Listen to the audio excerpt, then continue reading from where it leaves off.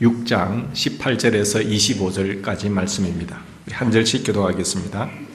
이 말씀을 봉독할 때에 살아계신 하나님의 음성을 들을 수 있는 귀한 시간 되기를 바랍니다. 너희는 온전히 바치고 그 바친 것 중에서 어떤 것이든지 취하여 너희가 이스라엘 진영으로 바치는 것이 되게 하여 고통을 당하게 되지 아니하도록 오직 너희는 그 바친 물건에 손대지 말라.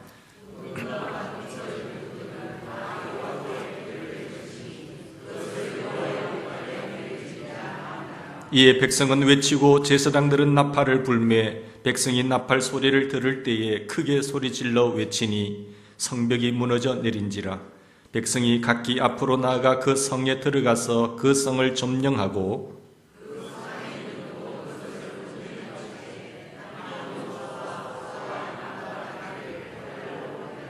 여호수아가 그 땅을 정탐한 두 사람에게 이르되 그 기생의 집에 들어가서 너희가 그 여인에게 맹세한 대로 그와 그에게 속한 모든 것을 이끌어내라 하매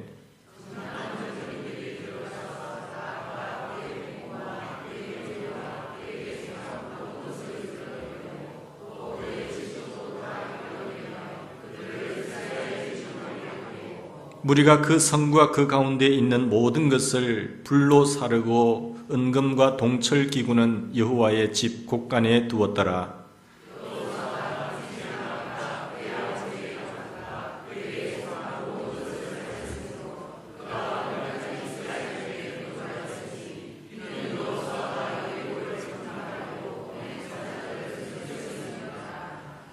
아멘. 나팔 소리와 함성 소리로 여리고성이 무너져 내렸습니다. 군인들이 들어가서 그곳에 살고 있는 남녀노소 가축 다 진멸 죽이고 말았습니다.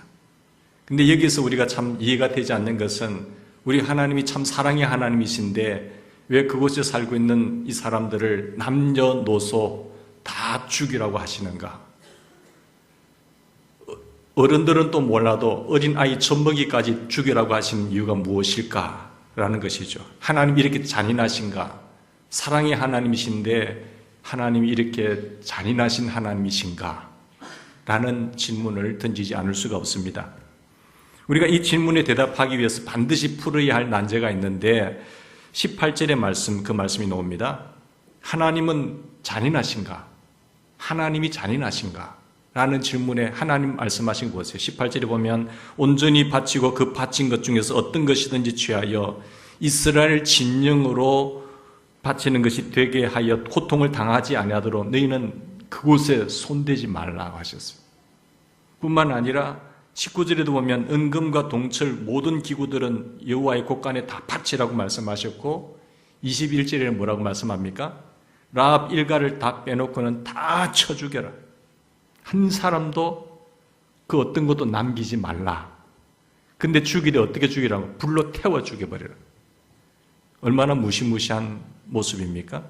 24절에 불로 사르라고 했고요.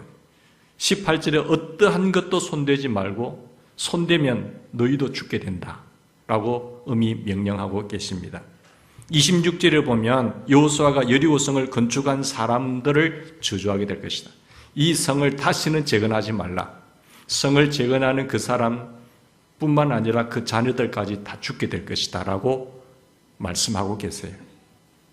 근데 도대체 이 성을 건축한 죽게 된다. 이 모든 것을 이렇게 잔인하게 하나님께서 하시는 이유가 무엇일까요? 사랑의 하나님이 왜 이렇게 엄하게 무서운 하나님으로 잔인한 하나님으로 나타나고 있습니까? 우리가 이것을 해석하기 위해서는 한 단어를 이해하셔야 됩니다. 헤렘이라고 하는 단어예요. 헤렘.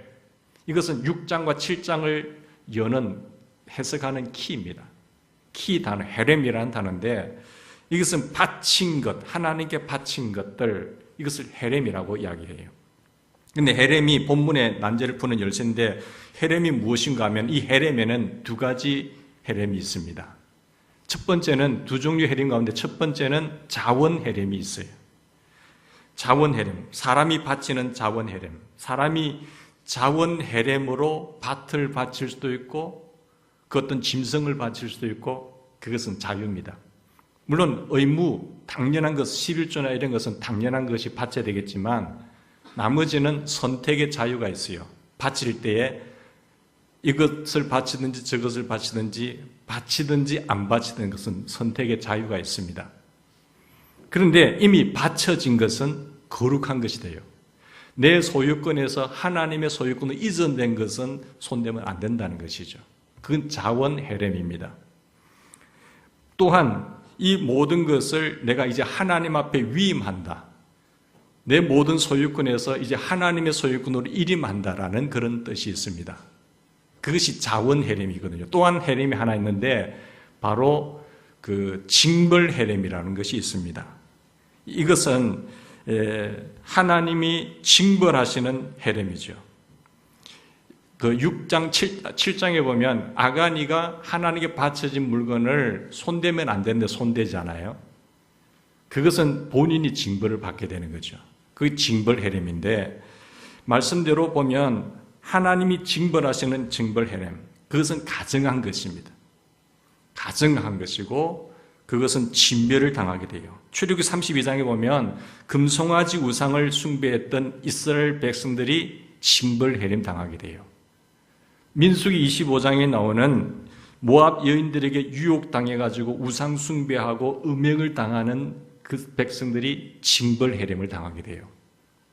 징벌 헤렘은 진멸을 당하게 되어 있기 때문에 진멸하지 않고 봐주는 그 사람이 징벌 헤렘 당합니다.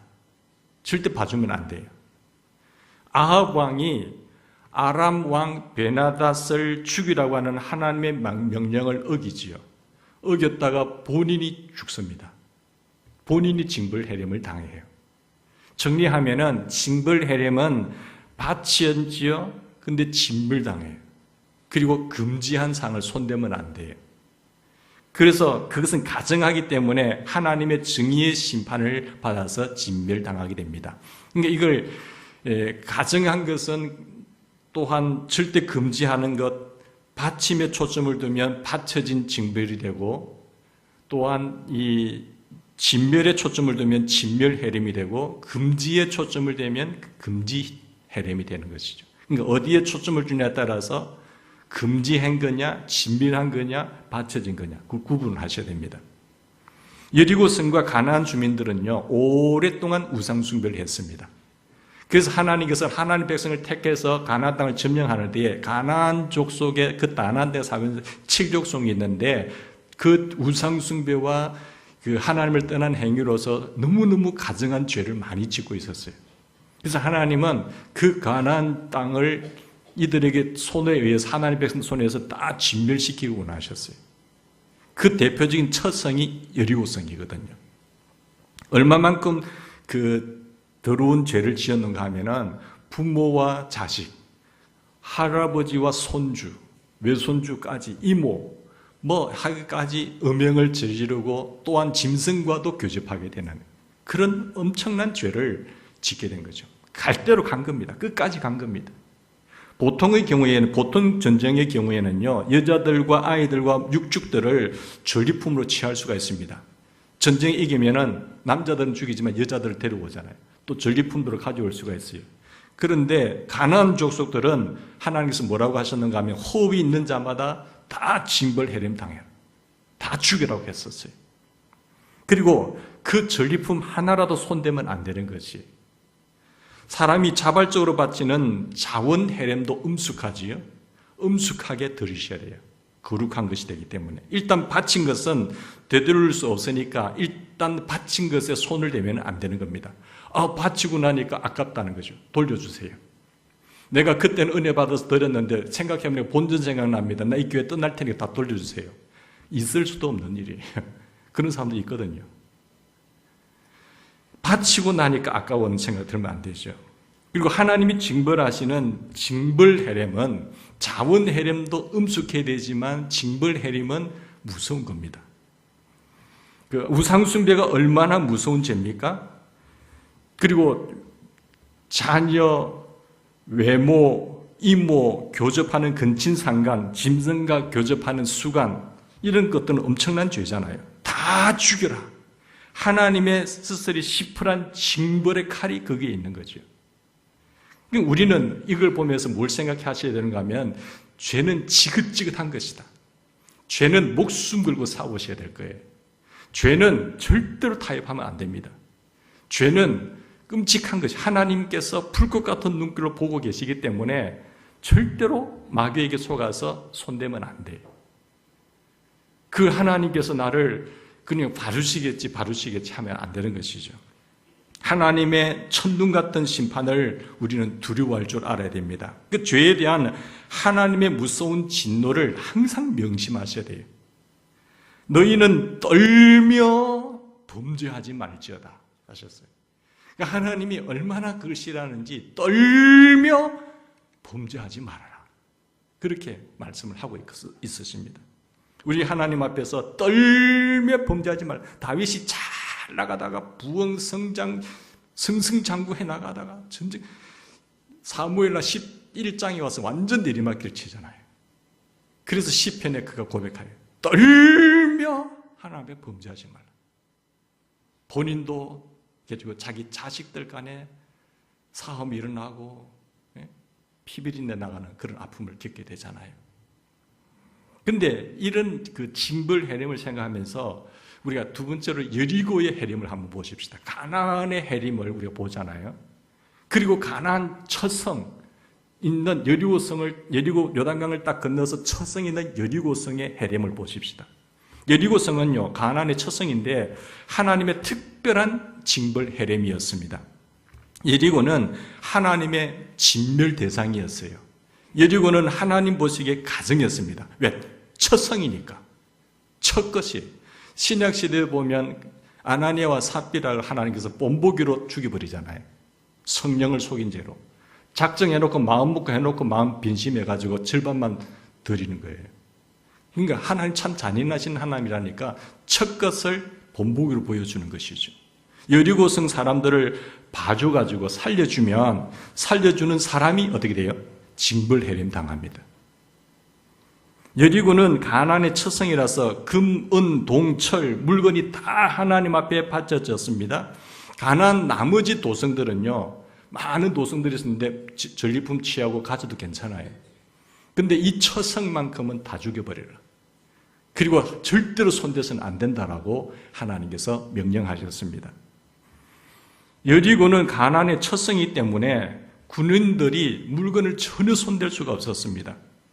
만일 7장에 나오는 아간, 이 아간처럼 손을 대면 어떻게 될까요? 손을 댄 사람뿐만 아니라 그 부인, 그 자녀들, 그 가족, 일가 친척까지 다 진멸이에요. 일가 친척까지 모든 재산을 다 불태워버리고 그리고 불살라버리고 돌로 치고 불로 태워버렸습니다. 그뿐만 아니라 그 한 사람 때문에 공동체 전체가 아이성 전쟁에서 패배를 당해요. 여리고 성의 그 강력한 것도 이겼는데 이 아가니의 범죄 때문에 징벌 해림에 동참하지 않은 불순종 때문에 자기 온 일가 친척은 물론 공동체가 전진하는 데 있어서 어떻게 돼요? 아이성 자그마한 성입니다. 패배의 아픔을 겪게 되지 않습니까? 그리고 우리가 패배한 장본인이 누구냐? 아간이라는 사실을 발견하고 아간을 돌로 쳐 불에 태워 죽여버립니다. 그리고 그 다음부터는 계속 승리해 나가요. 무서운 하나님이죠. 그러니까 정직한 하나님, 신실하신 하나님, 정확한 하나님인 것을 우리는 잊어서는 안 돼요. 요즘 시대가 권위주의 상실 시대잖아요. 기준이 없잖아요. 포스트 모더니즘 시대, 후기 현대주의 뉴 에이지 시대는 기준이 없어요. 자기가 기준이에요. 자기 기분 내키는 대로 살아가는 거예요. 근데 하나님까지 무시하는 이 시대 상황 속에서 하나님은 살아계신 거죠. 여리고성은 징벌 해림을 받아서 진멸을 당했습니다. 정의의 심판이에요. 지옥의 상징입니다. 지옥은 끔찍한 곳이거든요. 거기에서 아우성 쳐봐야 거기는 살 길이 없어요. 하나님이 경고, 레드 카드를, 옐로우 카드를 딱 제시했는데도 불구하고 축구 경기에서 옐로우 카드를 무시하고 계속해서 반칙하고 그렇게 하면 어떻게 됩니까? 심판이 딱 레드 카드를 내밀어 버립니다. 옐로 카드를 내밀었을 때에 조심을 하고 자기가 그것을 지켜야 되는데 안 하고 계속 무시하면서 나가잖아요. 바로 레드 카드입니다. 레드 카드 내밀었을 때, 뭐 이렇게 한들 소용이 있으세요? 심판은 딱 퇴장시켜버려요. 하나님께서 어느 정도 옐로 카드를 내미실 때에 거기에서 수긍을 해야지, 하나님 당신이 뭔데 권위를 무시하고 불순종하게 되면 당신을 레드 카드라는 거예요. 이게 지옥의 상징이 여리고성이에요. 사랑하는 여러분, 여기 아합 왕 때에 해림을 당하면서 여리고성을 재건하겠다고 손을 대면 26절에 어떻게 한다고 했어요? 자녀들 죽이겠다 했잖아요. 근데 그게 열왕기상 16장에 보면 아합 왕 때에 히엘이라고 하는 사람이 여리고를 틀을 쌓을 때 맏아들을 잃어버립니다. 그리고 성문을 달 때 막내 아들을 잃어버려요. 가나안의 첫 성 여리고가 이렇게 해림당할 때에 가나안의 모든 주민, 다른 주민들은 어떻게 생각했겠습니까? 벌벌 떨었겠죠. 야, 이러면 안 되겠구나. 큰일 나구나. 가나안의 주민들이, 그래서 첫 성의 샘플이에요. 우리가 멀리서 어떤 징벌이 올 때에 그걸 보고, 저러면 안 되겠구나. 저 가정에서 일어난 일들이 하나님의 헤렘 징벌 당하는 거 보고, 저러면 안 되네라는 것을 깨닫는 사람은 지혜로운 사람이에요. 그 전에 하나님의 말씀 속에서 인물들을 통해서, 가주어를 통해서 진주를 발견하는 사람은 지혜로운 사람이에요. 근데 그것이 자기 앞에 떨어짐에도 불구하고 못 깨달으면 불쌍한 사람이죠. 하나님은 이 가나안 사람들을 여리고 성의 참사를 보고 벌벌벌벌 떨었고 경고를 받았을 것입니다. 자기들을 지켜줄 것이라고 믿었던 여리고성, 견고한 성, 이것만 있으면 그 누군가가 나를 어떻게 건드려? 나는 이만한 수십억의 돈이 있으면 나는 이 땅에서 떵떵거리고 잘 살 수 있어. 나는 이런 높은 지위를 가졌으니까 누가 나를 건드려? 건드리기만 해봐. 권위와 지위와 명예를 아무리 견고하게 쌓아놨던 그 여리고성도 하나님이 진멸하면 진멸되는 거예요. 그지? 그것은 우리가 믿을 게 하나도 안 돼요. 내가 이것만큼이라고 하면서 그것을 가지고 하나님을 잘 섬기면 좋겠지만 하나님을 저버리고 그것을 의지하고 그것이 우상이 되어서 나가게 되면 하나님께서 허물어 버린다는 것이죠.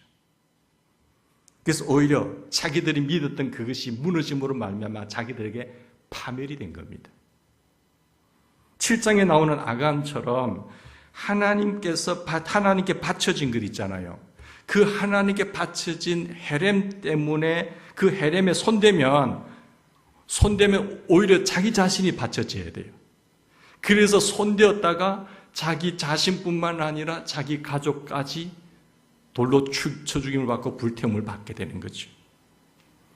하나님의 정의의 재단에 아가니가 제물이 되는 겁니다. 하나님께 바쳐진 물건에 손대면 망합니다. 그런 사람이 없겠지만 교회 돈을 훔치거나 교회 돈을 일시적으로 유용하거나 그러면 자녀들까지 망해요. 벌 받습니다. 내가 교회 봉사 이만큼 했으니까 교회 중당한 절차와 방법을 거치지 않고 슬쩍 가져가는 사람 있잖아요. 나는 당연히 이만큼 수고하니까. 그러려면 공식적으로 교회 인정을 받아서 사례를 받으셔야죠. 그죠? 그렇게 손대면 안 된다는 거지. 기도원 같은 경우에 보면은요, 관리자가 없잖아요. 그래서 혼자 관리를 해요. 그럼 혼자 관리하면서 자기 임의대로 써버려요. 그러면 안 되는 거예요. 그래서 이거를 혼자 하게 되면 시험 당할 가능성이 많잖아요. 교회적으로 장치를 둘 필요가 있죠. 통장을 가지고 있고 도장은 다른 사람이 가지고 있고 할 때도 개설을 할 때도 절대 혼자 손대면 안 되고 두세 사람이 같이 손을 대야 시험에 안 들 수가 있잖아요. 사람이라는 것은 혼자 자기만 알면 얼마든지 넘어갈 수 있는 거거든요. 그런 장치를 할 필요가 있는 것입니다. 여리고의 젖먹이까지 다 칼로 왜 살해하라고 하셨을까요? 어린아이들은 받을 수 있잖아요. 그 무슨 죄가 있다고. 근데 아담, 하와가 대표성입니다. 그들의 원죄 때문에 우리까지 피가 흐르잖아요. 저주의 피, 죄악의 피. 원죄가 흐르는 것처럼 그 부모님들이 잘못했기 때문에 어린 젖먹이까지 하나님 다 죽이라는 거예요. 여리고 성 주민들은 회개하고 살 길이 있었습니까? 없었습니까? 살 길이 있었습니다. 그 기회를 놓쳤습니다. 그들은 홍해가 갈라진 얘기를 들었을까요? 안 들었을까요? 야, 저 나라에 보니까 애굽에 종살이했던 그 민족이 여호와 야훼 하나님이라는 분에 의해서 저 민족이 10가지 재앙을 당한 바로의 손에서 앞뒤에 풀이 나고 막다른 건목에서 홍해도 걷는 저 민족이더라. 소문을 다 들었어요. 가나안에 살면서. 아, 우리가 이렇게 잘못 살면 안 되겠구나라는 사실을 회개할 수 있는 기회가 있었습니다. 저들이 광야길에서도 어떻게 행했는 것, 그리고 요단강 건너편 옥에 이방 나라의 그쪽 속에서 치고 들어온다는 사실도 들었어요. 그리고 홍해도, 아니, 요단강을 건넜다는 소식도 들었어요. 그렇다고 한다면 회개해야죠. 심지어는 여리고 성을 돌고 있는 그 순간에도 회개해야 되잖아요. 아, 하나님 우리 잘못했습니다. 용서해 주세요. 우리 바로 살게요, 이제. 그렇게 하면 살 수도 있는데 그걸 거부합니다. 완고해가지고 교만하고 끝까지 자기들을 고집하는 거예요. 누가 이 여리고성을 무너뜨릴 수 있단 말이냐. 그러면서 회개하지 않았어요. 여러분, 저항할 수 없는 많은 증거들을 듣고 보았습니다. 그런 증거들을 통해서 여호와가 참 하나님을 보고 들으면서도 그들은 완고하게 계속해서 죄 가운데 살았어요. 때문에 여리고 사람들은 헤렘 진멸당한 거예요. 이 헤렘, 징벌 헤렘이 들어오면 끝나는 겁니다. 근데 하나님은 그걸 하루아침에 하는 거 아니거든요. 노아 시대는 120년이라는 기회를 주셨어요. 모든 사건에는 기회를 줍니다. 회개할 수 있는 기회를 주세요. 그래서 끝까지 고집하면 마지막에 지옥이라고 하는 그것이 떨어버려요. 그게 예표입니다. 예표. 자, 그러면 세 번째로 이 헤렘에서 사는 길이 뭘까요? 하나님께서 징벌 헤렘을 당한 여리고성은 무너졌습니다. 나팔 소리와 함께 그 함성과 함께 다 무너져요. 그런데 거기에서 살아나는 그 많은 여리고성 안에 사람들이 있었지만 누구의 집만큼 살아나요? 누구죠? 라합. 기생 라합의 집은 살아나요. 기생 라합뿐만 아니라 그 가족들, 일가 친척까지 다 불러들여 다 살아나요. 하나님의 징벌 헤렘 속에서도 살아나는 이 라합 가정 보십시오. 이 외성과 내성 사이에 라합의 집이 있었는데 무너지더라도 이 집이 먼저 무너져요. 그런데 하나님 여호수아가 정탐한 그 사람을 먼저 보냅니다. 자기 그 여호수아서 2장에 나오는 정탐꾼들이 살려준 라합 가정이잖아요. 근데 그 아는 사람을 먼저 이 여리고성을 칠 때에 정탐꾼들을 먼저 보내서 이 가족을 이야기하고 붉은 줄을 내매라고 하잖아요. 붉은 줄을 내매달고 그리고 그 일가 친척을 다 모으라고 합니다. 그리고 친척들에게 전화해서 전화는 없었겠지만 다 오라고 했을 때 그 말을 듣고 온 사람은 다 살아남아요. 누구 때문에요? 그 믿음의 사람, 행함 있는 그분을 믿고 행동하게 순종한 그 라합뿐만 아니라 그 일가 친척까지. 근데 그 붉은 줄을 매달고 그 집에 거주할 때 그 붉은 줄이 뭘까요? 약속했던 붉은 줄이 예수 그리스도의 십자가예요. 보혈의 피예요. 그걸 상징하고 있잖아요. 예수 그리스도의 보혈을 미리 지금 보여주는 거죠. 예수 그리스도께서 우리를 위하여서 십자가 위에서 붉은 피를 흘리셨어요. 그 붉은 피 때문에 내가 지었는 가증한 더러운 죄를 다 하나님 조건 없이 씻어주는 거예요. 속죄가 거기서 있는 거죠. 구약에는 어린 양들이 죽어갔지만, 짐승이 죽어갔지만 단번에 어린 양이 되셔서 내가 날 대신하여 내가 저주받아야 할 그 죄를 다 씻어주신 거예요. 내가 받아야 할 고통 저주를 주님이 대신 담당하시고 대속해 주신 것입니다. 예수 그리스도는 죽은 지 3일 만에 부활하셨습니다. 우리를 어렵다 하시기 위해서 다시 살아나셨어요. 누구든지 예수님이 자기의 죄 때문에 죽으신 것과 나를 어렵다 하시기 위해서 다시 부활하신 것을 믿으면 다 구원받아요. 하나님, 나는 죄인이에요. 나 부족해요. 나를 살려주세요. 나를 불쌍히 여겨주세요. 나를 긍휼히 여겨주세요. 하면 살아납니다. 믿으면 다 구원을 받는다고 로마서 4장은 이야기합니다. 라합은 어떤 여인이었습니까? 택한 종 아니면 이방인이에요. 그리고 기생입니다. 하나님으로 본다면 아주 낮은 계급에 천대씩 받는 그런 사람 아닙니까? 이방인이면서 기생이었는데 그 위에 다윗의 족보에 오를 정도로, 다윗의 족보에 그 예수님의 가문의 족보에 오를 정도로, 예수님의 족보에 이름이 기록할 정도로 하나님은 세워주신 거예요. 여러분, 징벌 헤렘 속에서도 사는 길이 있습니다. 라합은 예수 그리스도의 고귀한 족보에 오를 뿐만 아니라 다시 살아나죠. 그 이유가 뭡니까? 진멸을 당하는 중에 라합 일가는 헤렘에서 벗어납니다. 그것은 순종하는 믿음 때문이에요. 그 말을 듣고 순종하여서 본인도 살고 주변 일가 친척을 다 살려내요. 그게 살아있는 믿음이에요. 행함이 없는, 순종이 없는 믿음은 죽은 믿음이잖아요.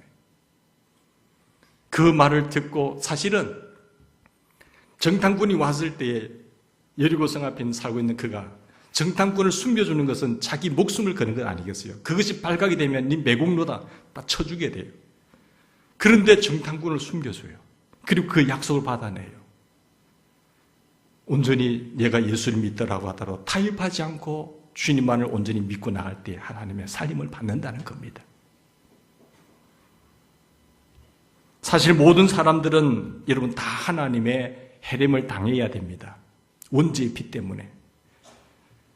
이사야 선지자가 이사야 34장 2절에 이렇게 말씀을 해요. 여호와께서 열방을 향하여 진노하시며 그들의 만군을 향하여 분내사 그들을 진멸하시며 헤렘하시며 살육당하게 하셨도다. 이미 이사야 시대.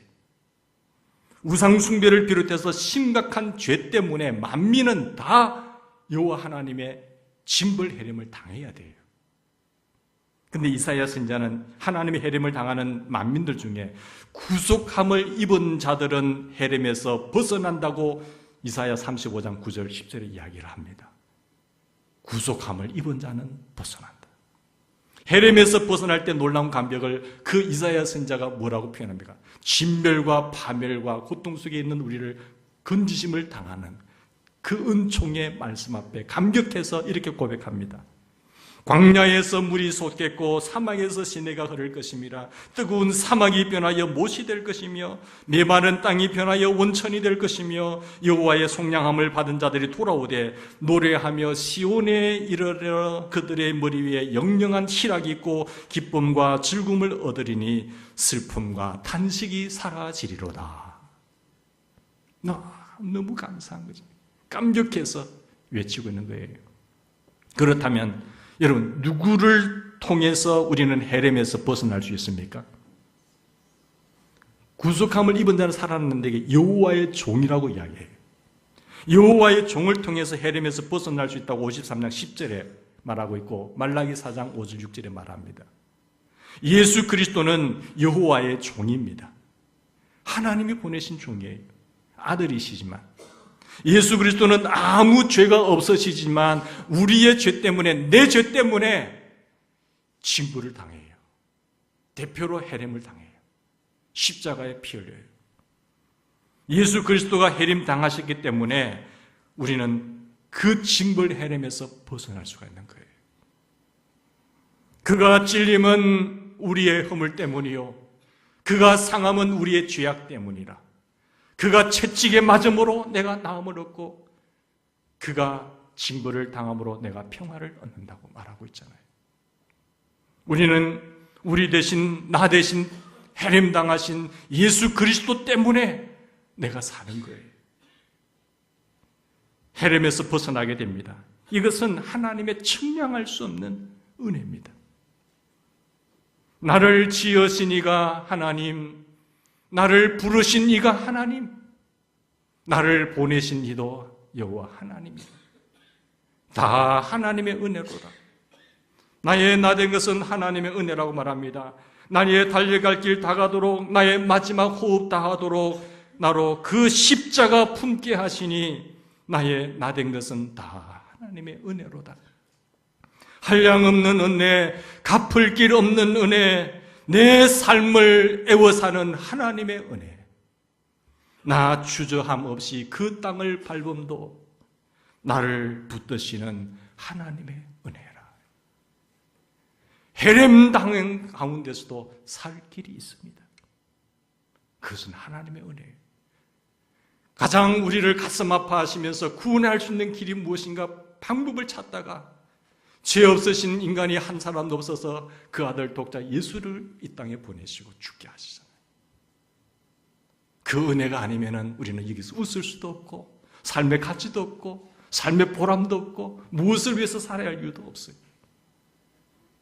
나를 지으신 이가 하나님, 나를 부르신 이도 하나님, 나를 보내신 이도 하나님이.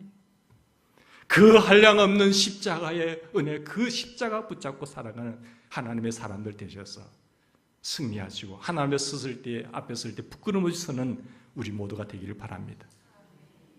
지금 이슬람 세계도 보면 놀라운 일이 일어나고 있습니다. 꿈과 환상이나 방송을 통해서 예수님을 보고 예수님께로 돌아오는 무슬림들이 많습니다. 그들은 여리고성 같던 이스라엘의 이슬람의 성의 문을 박차고 열고 뛰어나와서 예수 그리스도를 영접합니다. 예수님, 저를 용서해 주세요. 저의 죄를 용서해 주세요. 저는 예수님을 저의 구원자로 영접합니다 하고 예수님을 믿는 사람들이지요. 하나님은 그들에게 살 길을 주시는 거예요. 기독교 역사상 가장 많은 무슬림들이 가장 짧은 기간에 예수님을 지금 영접하고 있습니다. 그것은 주님의 때가 다 됐다는 거 아니겠어요? 가장 풍성한 무슬림 추수가 이루어지고 있습니다. 하나님의 버리고 우상숭배에 빠졌던 이 이슬람 무슬림들이 할지라고 하더라도 예수님만 믿으면 징벌 헤렘에서 벗어나 살 길을 열어주시는 하나님이세요. 모든 사람들이 다 헤렘을 당해야 하지만 하나님은 외아들 예수 그리스도의 그 붉은 피를 통해서 헤렘에서 벗어나는 사는 길을 열어주셨어요. 내가 곧 길이고 내가 진리고 내가 생명이니 나로 말미암지 않고는 아버지께로 올 자가 없다고 하셨습니다. 예수님을 붙잡고 사는 역사가 나타나길 바랍니다. 지금부터 영원토록 풍성한 그 생명을 누릴 수 있는 길을 주셨습니다. 예수 그리스도의 붉은 피를 믿는 것이 우리 주 예수 그리스도의 믿음으로 우리는 살 길이 열리는 것입니다.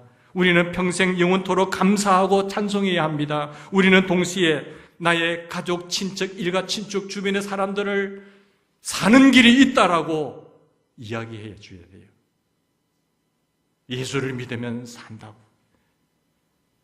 징벌 헤렘에서 사는 길이 있다라고 우리는 외쳐야 됩니다. 그리고 이 말씀을 전해야 됩니다.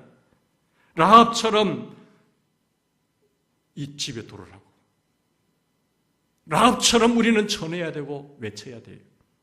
정말 살 길이 있는데 입을 다물 수가 있겠습니까? 정말 살 길이 있는데 우리는 입을 다물고 있어야 되겠습니까? 전해야 되지 않습니까? 주 예수를 믿어라. 그리하면 너와 네 가정이 다 구원을 얻으리라. 하나님의 섭리와 역사와 계획 속에서 여러분을 말미암아 여러분의 가족과 일가 친척들이 다 예수 믿고 징벌 헤렘에서 구원받는 그런 역사와 그 기쁨이 충만하기를 간절히 기원합니다. 같이 기도하십시다. 하나님 감사